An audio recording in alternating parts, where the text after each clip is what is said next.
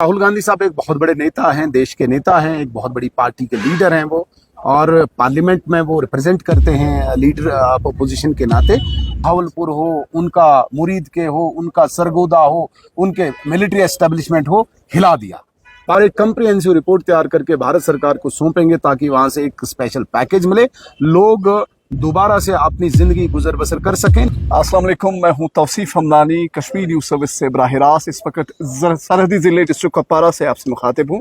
मेरे साथ इस वक्त सुनील शर्मा साहब है, जो बीजेपी का एक बड़ा नाम है, जो इस वक्त हिज़्ब इख्तिलाफ में नुमाइंदगी कर रहे हैं बीजेपी की तरफ से। सियासत का एक लंबा सफ़र रहा है।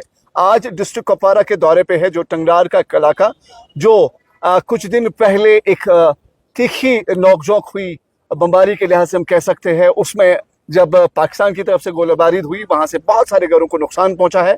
उसमें मरकजी सरकार ने बहुत सीरियसली लिया है और दो टीमें गठित की। जो एक टीम पहले आई, आज दूसरी टीम आई है बीजेपी की तरफ से, और रियासी सरकार को भी कहीं ना कहीं पे अपोजिशन में रिप्रेजेंट कर रहे हैं।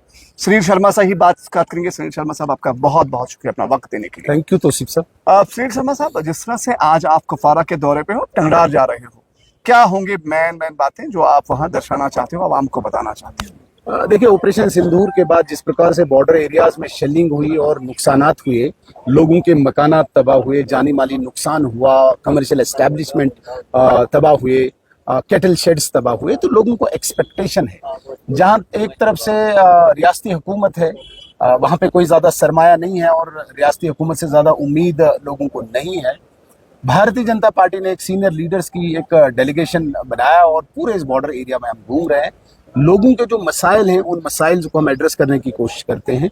पहला इशू इस बमबारी के बाद, इस गोलाबारी के बाद लोगों ने हमारे सामने रखा कि आप हमें बंकर्स बना के दीजिए। हमने इस बात को वजीर दाखिला साहब के साथ उठाया और तुरंत ये फैसला हुआ कि डिस्ट्रिक्ट एडमिनिस्ट्रेशन ये एक्सरसाइज करे, जितने भी इंडिविजुअल बंकर्स लगेंगे, जितने भी कम्युनिटी बंकर्स लगेंगे, आप एक्सरसाइज कीजिए, वो बंकर्स मिल जाएंगे।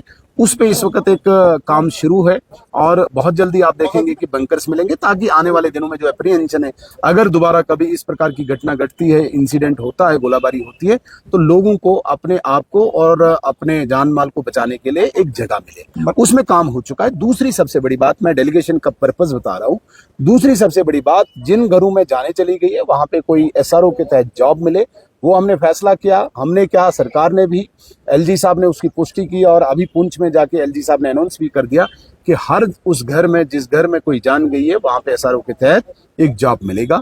और तीसरी सबसे बड़ी बात है, जिन घरों में नुकसान हुए हैं, चूंकि मैंने पहले ही बोला कि रियासती हुकूमत के पास कोई ज्यादा सरमाया नहीं है, एसडीआरएफ के तहत फुली डैमेज्ड एक घर को 1.25 लाख दे रहे हैं। और हमने फैसला किया है कि हम रिकमेंड करेंगे भारत सरकार को, मरकजी हुकूमत को, कि एक स्पेशल पैकेज मिले ताकि जो मकानात फुली डैमेज हैं उनको रेस्टोर करें, या पार्शली डैमेज हैं उनको रेस्टोर करें।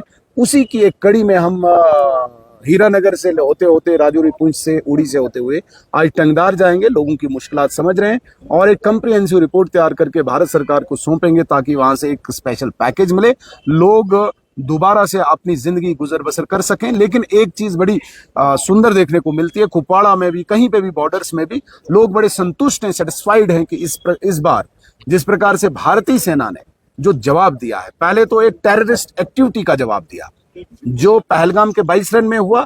ये विश्व के इतिहास में, दुनिया की तारीख में पहली बार हुआ होगा किसी टेरर एक्टिविटी का इस प्रकार से रिएक्शन देना, एक डेटरेंस दिखाना, ये दुनिया ने पहली बार देखा। और जो ही पाकिस्तान ने कोशिश की हमारे सिविलियन एरियाज को टारगेट बनाने की, तो भारतीय एयरफोर्स ने उनका बहावलपुर हो, उनका मुरीद के हो, उनका सरगोदा हो, उनके मिलिट्री एस्टेब्लिशमेंट हो, हिला दिया।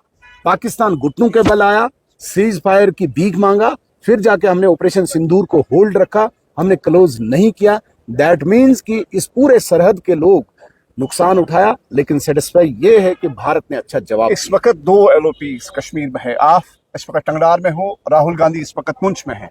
आप अपने दौरे और उसके दौरे को कैसे डिफाइन करेंगे? देखिए, राहुल गांधी साहब एक बहुत बड़े नेता हैं, देश के नेता हैं, एक बहुत बड़ी पार्टी के लीडर हैं वो, और पार्लियामेंट में वो रिप्रेजेंट करते हैं लीडर अपोजिशन के नाते। तो पार्लियामेंट एक बहुत बड़ा मंदिर है इस देश को चलाने का, बनाने का।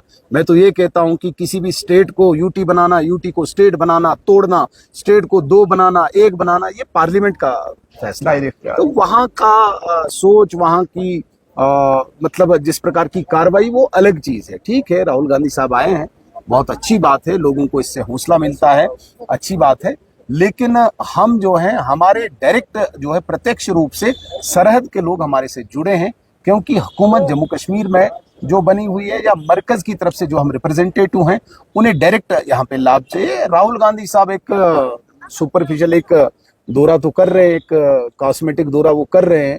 हालांकि मुझे नहीं लगता कि उनको बहुत ज्यादा इतनी इस प्रकार से ग्राउंड पे जाने की कोई आदत है, लेकिन फिर भी आए हैं तो अच्छी बात है। हमारा जो मकसद है, हम यहाँ के लोगों को जो डायरेक्टली कनेक्टेड है हमारे साथ, उनको कोई फायदा मिले, उसके लिए हम जा रहे हैं। आपका बहुत बहुत शुक्रिया वक्त देने के लिए।